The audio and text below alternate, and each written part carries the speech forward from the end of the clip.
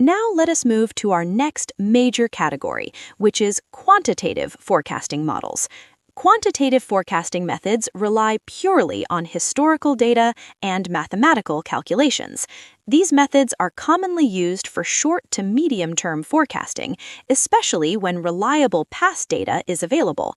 Quantitative models are mainly divided into two types. The first is time series forecasting models, and the second is regression or causal models. Let us start with time series forecasting models.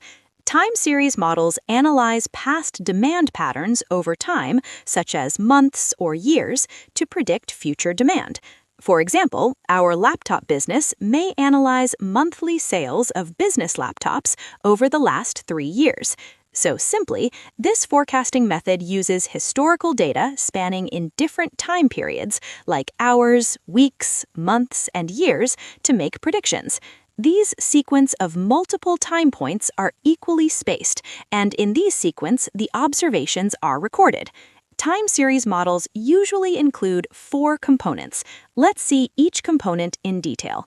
First component is trend. It means tendency to grow or decline. Next component is seasonality. It means the interval at which a pattern repeats, usually the same month every year. Next component is cycles. It means varying intervals at which a pattern repeats. Data rises and falls without a fixed frequency. And finally, next component is variation. It means deviation from usual patterns that appear to be random. Now let us look at the methods within time series forecasting.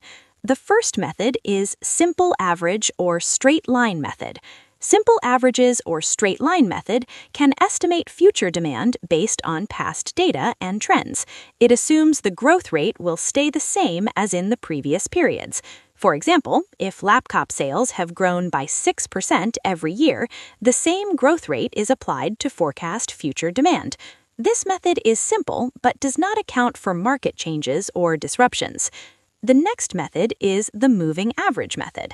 In this method, demand is averaged over a fixed number of past periods, such as 2 months or 3 months. As new data comes in, older data is dropped. This helps smooth demand fluctuations. For example, a 3-month moving average of gaming laptops helps remove sudden spikes caused by promotions and gives a more stable forecast. So, in a nutshell, simple moving average calculates the average demand of past periods to predict the future.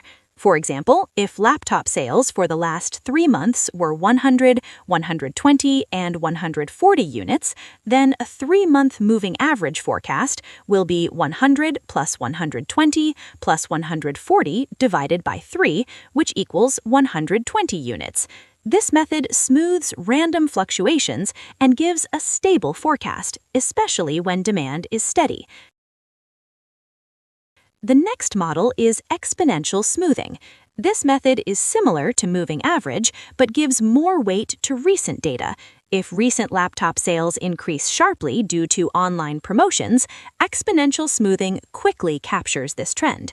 So simply, new forecasts are derived by combining the past forecast and the percentage of value, which is the difference between the current and past forecasts.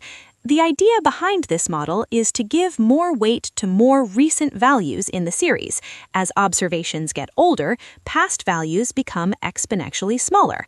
Now let's understand the smoothing constant. Smoothing constant is a value between 0 and 1. You can test different values to determine the optimal smoothing constant. A lower value, example 0.2, is used to give more weight to previous data, but a higher value, like 0.7, gives greater weight to recent data.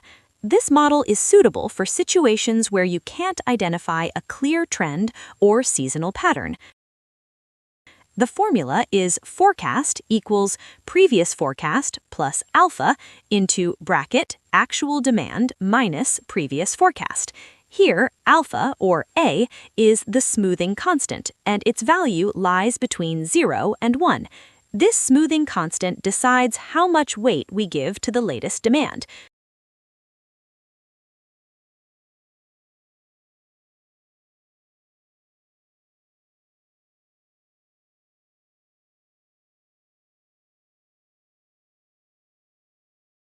For example, if last month's forecast was 200 laptops, actual sales were 240, and alpha is 0.3, then the new forecast becomes 200 plus 0.3 into bracket 240 minus 200, which equals 212 units.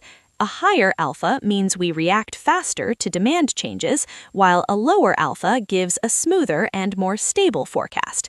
Choosing the right alpha is critical in demand planning.